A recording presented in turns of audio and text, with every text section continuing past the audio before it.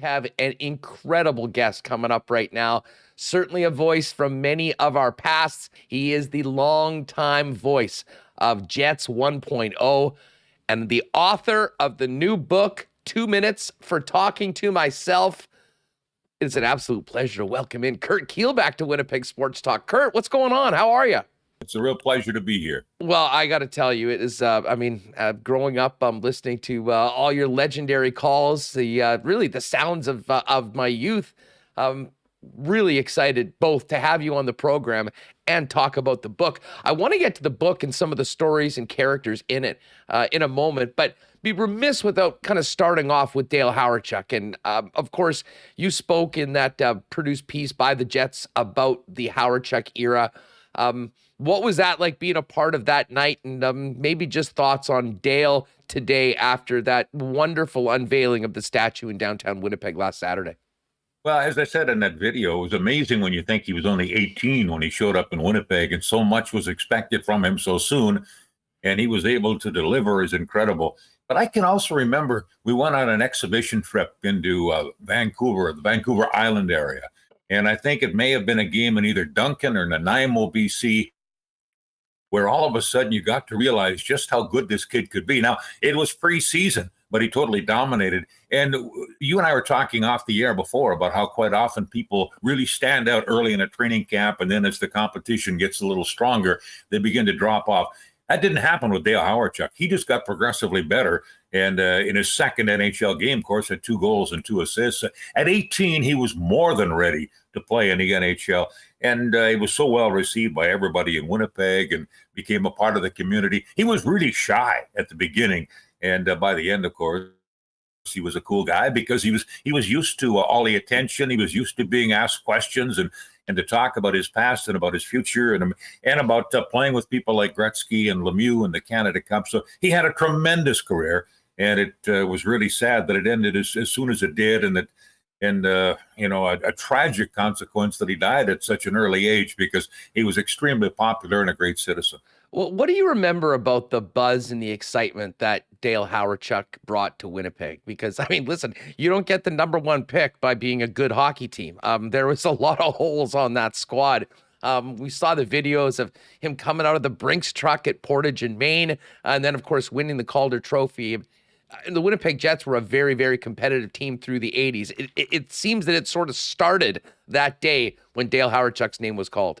Well, you get a guy like Alexander Daigle in Chicago, by example, and there have been, or in Quebec, by example, there have been other people who have come along with a tremendous amount of hoopla before they get there. And some can live up to it and some can't. Obviously, Mario Lemieux did, and Eric Lindros and Dale Hawerchuk. But so many first-round picks, so much is expected of them. I remember Greg Jolly when he was chosen by the Washington Capitals. He was a kid of a small town in Alberta, and all of a sudden he's there in Washington. And the same thing happened with Dennis Sobchuk. He came out of Lang, Saskatchewan as a high pick in the WHA, wound up standing on stage beside Johnny Bench at 18. Some kids can't handle that. Dale Hawerchuk could, and he did. And that so much was expected so soon. Thinking back on it, I wonder if Fergie had any. Fergie obviously had no doubts whatsoever, because sometimes it's a little chancy to put that much pressure on a kid before he's even stepped on the ice in the NHL. So it made it that much more difficult and that tougher for him, but he succeeded.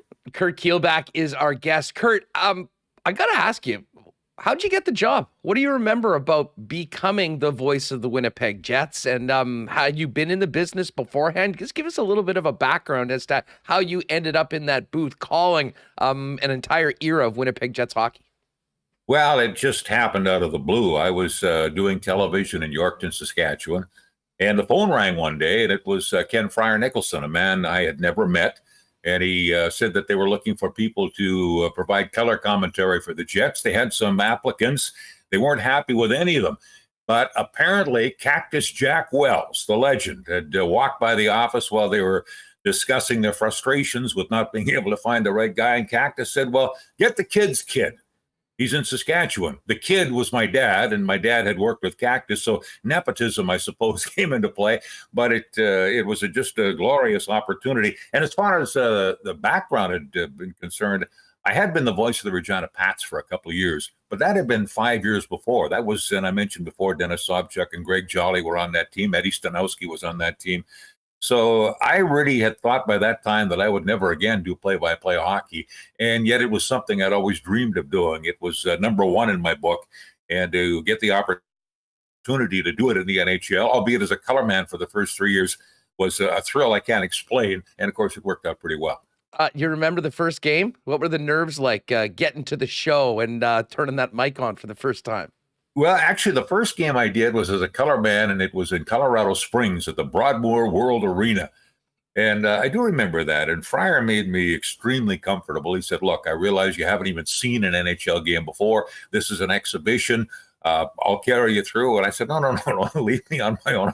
I think I can handle it. I had 9 years broadcast experience, so I generally fell back on what I knew. And there were some players in that game who I'd seen play junior when I was doing the Western Hockey League.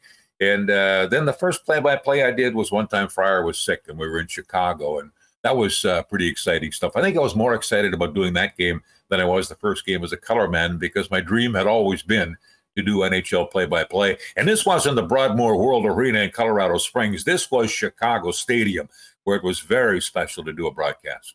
Curt Keilback is with us. So, Curt, tell us about the project. 2 minutes for talking to myself. It's a book.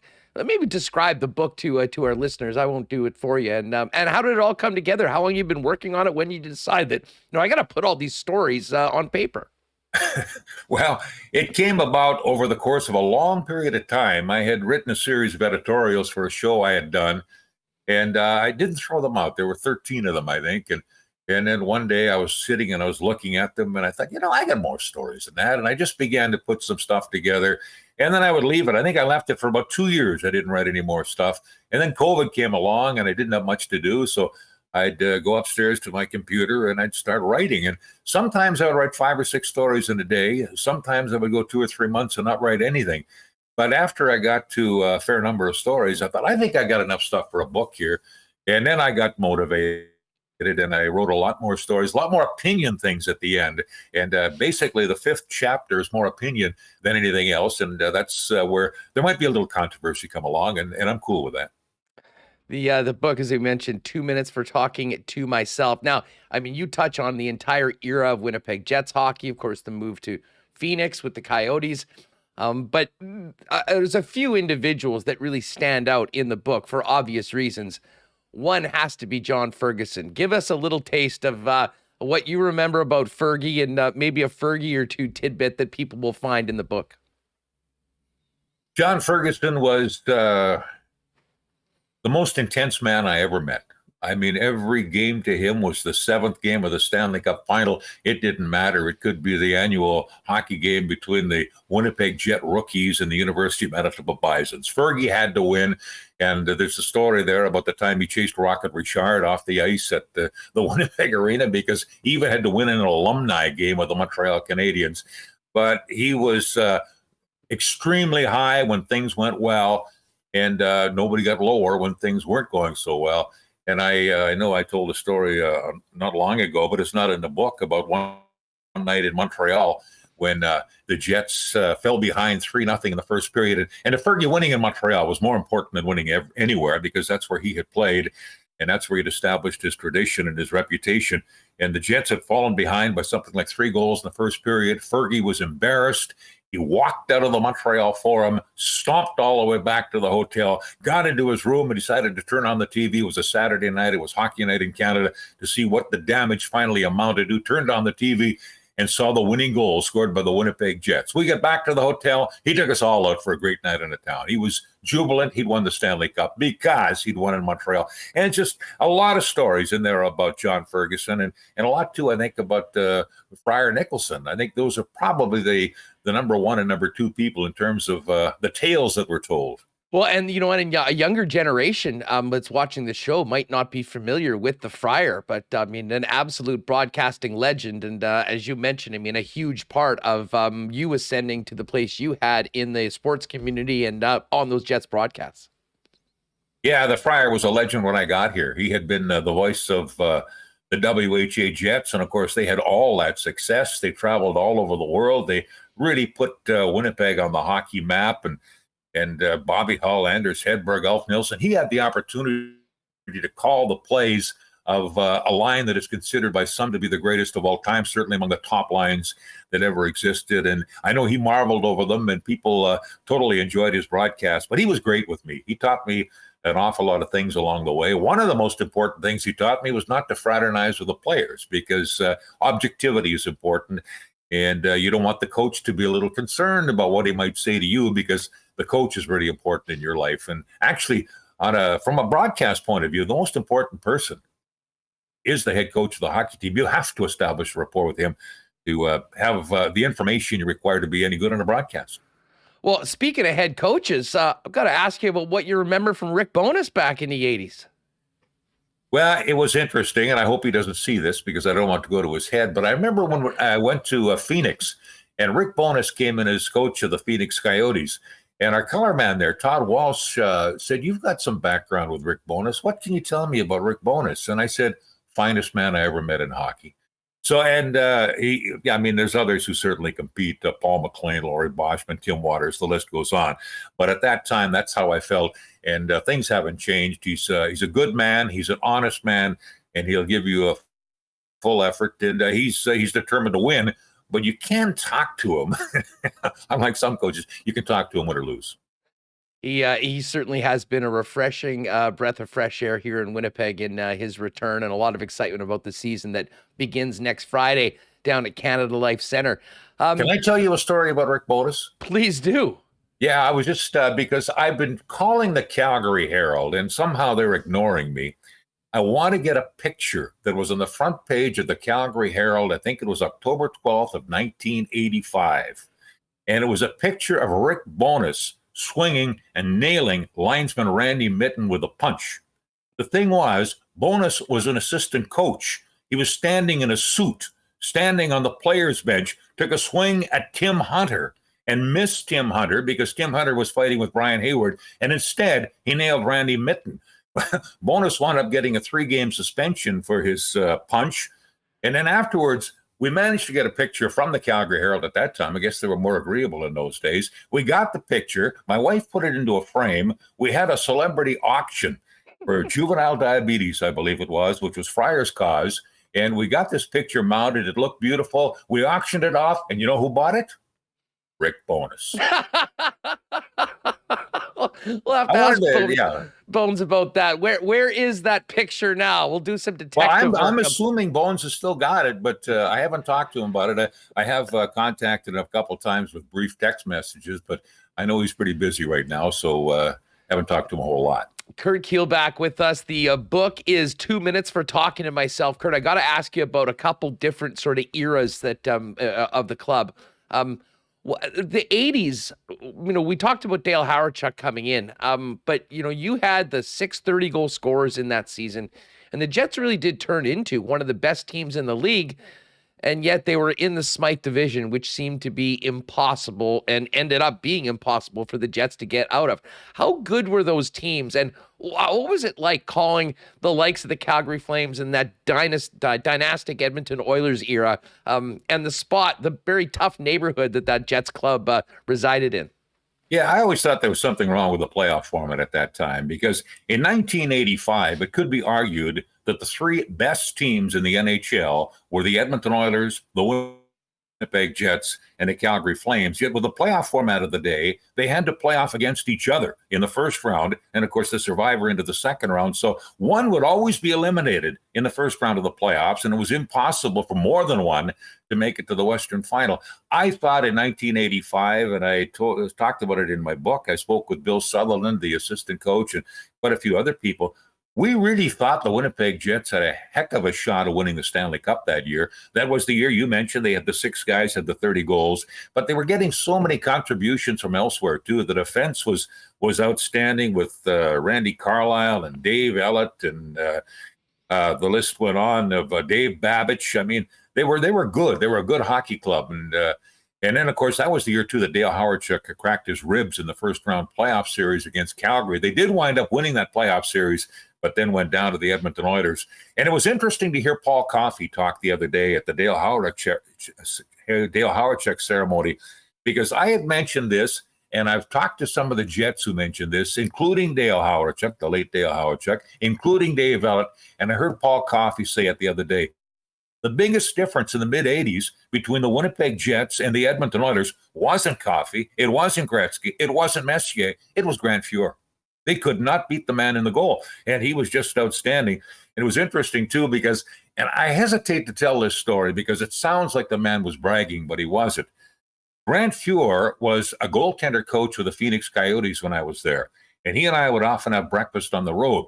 And we'd often refer back to the 80s days, and he highly respected those Jet teams. And I said to him one day very seriously, I said, well, you know what the biggest difference between the Winnipeg Jets of the mid-'80s and the Edmonton Oilers of the mid-'80s was? I looked at him, and before I could answer, he said, the goaltending. He was just being honest. I didn't think it was coming across as bragging, but he was absolutely dead on. Yeah, those are the memories I have as well.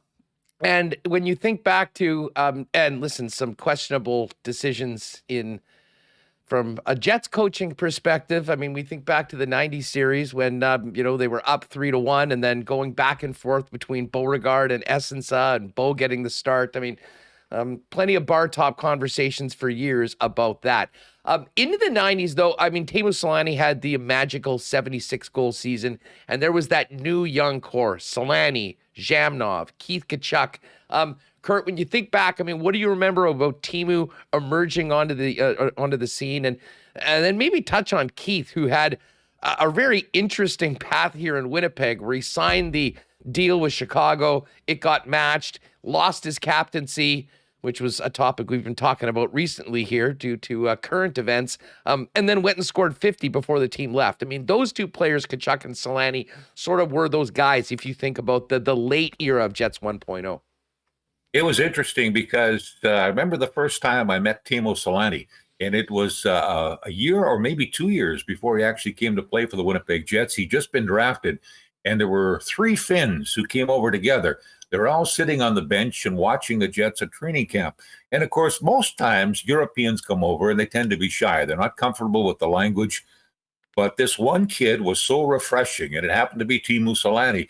He spoke openly, had a big smile on his face, so the same personality that he carried right through his career was there from the beginning. And that's when I learned that had he not been a hockey player, he wanted to be a kindergarten teacher. So this was you looked forward to watching the guy play because he had such a refreshing attitude.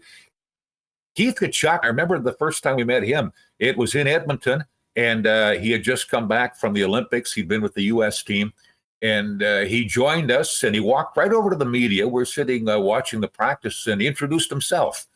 And very comfortable, had a good conversation with him, and obviously extreme self-confidence. You could see it from the beginning. And Keith had an interesting career here in Winnipeg. He, too, like Dale Hawerchuk, married a local girl.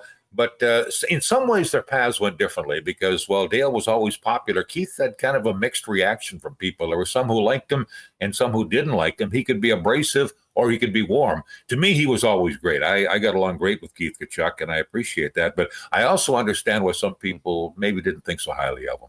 Well, it's funny. I mean, when you think back, both of those players, Selanne and Tkachuk, signed RFA deals with other teams. I mean, Selanne signed with the Flames before he even played here. The Jets matched it, and the rest was history.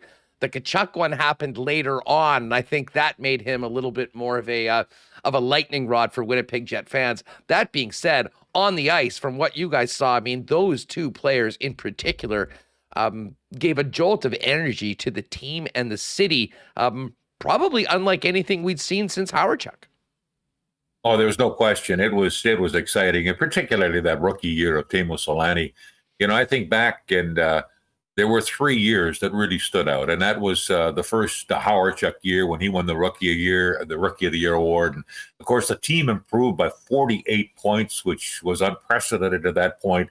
And then, of course, that 85 team that I spoke of earlier with the 630 goal guys that I really thought was going to win it all. And then the Selanne rookie year. I mean, Tkachuk was impressive that year too, and there were others, but to score 76 goals in your first year there, And every time he got on the ice, you expected him to score a goal. You expected a breakaway, and it was so much fun to watch. A real treat all the way through that season. Curt Keilback, longtime voice of the Winnipeg Jets 1.0 with us, has a new book out called 2 Minutes for Talking to Myself. I will admit, Curt, the first year of the Coyotes was a time where I basically have just blocked that out of my mind and my memories because it was so difficult for people here in Winnipeg. But you were right there. What was that first year in the desert like as the Jets became the Phoenix Coyotes? Well, it was so different from Winnipeg. I mean, people had no idea what hockey was about. They did actually cheer icing, and the one lady I spoke of in the book, and she was a bartender at a little establishment that I used to frequent occasionally, and she asked me one time for tickets to a game, and I said, "Sure, Sue, I'll get you a couple." And she went. She and her mom went, and so the next day I went back and I said, "So how did it go?" And she said, "Well, it was great. We loved the game, but something really troubled me." And I said, "What was that?" "Well, my mother's quite elderly, so she decided that she wanted to leave early. So we left after the third period, and so did everybody else." He thought there were four quarters like everything else in American sports. So it was stuff they had to learn that were different. And some of the comments, some of the things that were written by the reporters in the papers. But in fairness, the man who wrote for the Arizona Republic that first year confessed to me the first day he had never seen a hockey game before in his life. And now all of a sudden he was a beat reporter with a team. I can't imagine anything tougher than that. Yeah, no kidding. I'm trying to wrap my head around that myself. What was the building like? What was the booth like? I mean, those first few games, does anything stand out from, the birth of Coyotes hockey, if you will, in the desert? It was at a basketball facility, so the arena wasn't facilitated for hockey. In fact, there were 3,000 seats where you could only see 2/3 of the ice because it was blocked off by the lower deck because of the size of a basketball court. And as far as the broadcast was concerned, I had a great broadcast location there. They didn't have a press box because you don't have press boxes for basketball. You sit courtside. So they just blocked off an area of seats. And it was great. And it was right in the middle of the crowd. So the atmosphere was there. And I got to know the people in that part of the building because they were all season ticket holders. The only thing is the vendors would come by and people would stand in front of you. So every once in a while you'd miss a call of a goal because maybe the cookie salesman was standing in front of me. But it was a good atmosphere, actually, in that building. I did enjoy calling games more at the old America West Arena that I did at the Glendale facility because of being right in the middle of the crowd. But you got asked some strange questions and some comments were made. And I also remember they made the playoffs that first year and they had a whiteout, which I know a lot of people in Winnipeg didn't think was proper, and I understand that. And one of the people who was at the whiteout asked me afterwards. He said, "So was that like Winnipeg?" And you hate to sound like home's better than where you are. And I said, "Well, it's pretty good, but no, it was nothing like Winnipeg on a whiteout." So then they won that game, and then they had another game, and again they won. And the same guy came up to me and said, "So was it like Winnipeg tonight? It was even louder." And I said, "Well, yeah, it was louder, but still not Winnipeg." Then they came back for Game 5 and an opportunity for the Jets to win that series against the Mighty Ducks as they were then, and that building was probably almost as loud as the Winnipeg arena. And the team came out flat and they lost that game. They wound up losing the next three. So it was a strange situation. Curt, this has been so much fun. Fill people in on just maybe a bit of a synopsis on 2 minutes for talking to myself and let people know where they can pick it up.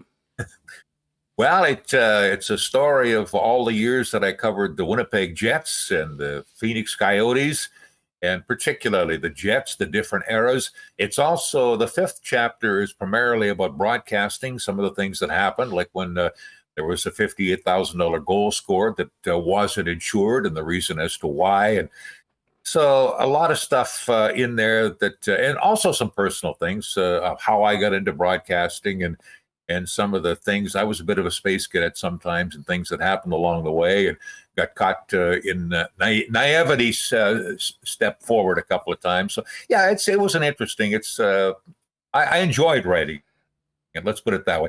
And it's available at McNally Robinson, and it's available at Indigo certainly in Manitoba and area. And I'm hoping that soon it will be available in Saskatchewan. I know there's an audience for it there, and Alberta, and even BC. So it's and available online, Amazon, Google, Nook, whatever other outlets there are, and of course, Friesen. And folks, you can also check out more on the book and Curt at the website, curtkeilback.com. Very simple, curtkeilback.com. It's all there. One of the bits, I have to ask you this before we go, because I vividly remember coming into the building. I'd been working, and I got off a little early. The attendants at the arena were quite kind to myself and some other youngsters at the time, and I jumped in to that Jets Ottawa Senators game midway through the third period, and the Jets were up 6-3. Bob Kudelski goes on to score a hat trick. The infamous peanut butter game. I know you've got a bit in the book on this. What do you remember about that, and what did that look like from the press box high atop the Winnipeg Arena? It was incredible. It was incredible because that was a game that it wasn't a very good game to begin with. Neither goaltender played well, neither team played well, but the Jets were in command with a 2-goal lead late. And then, of course, it got tied. And when it got to overtime and the Jets lost, that night they had given a jar of peanut butter to everybody who entered the building. Well, when you get disgusted and you just happen to have a jar of peanut butter in your hands, it becomes a projectile. And out of the stands there must have been over 1,000 jars of peanut butter, and they were thrown down to the ice course. They splattered. It was ugly. It looked like, I don't want to describe it. It looked like the rodeo had been through. And of course, the referees were hiding. The Jets, the goaltenders pulled the nets over themselves, and it was hilarious actually. And nobody got hurt, but.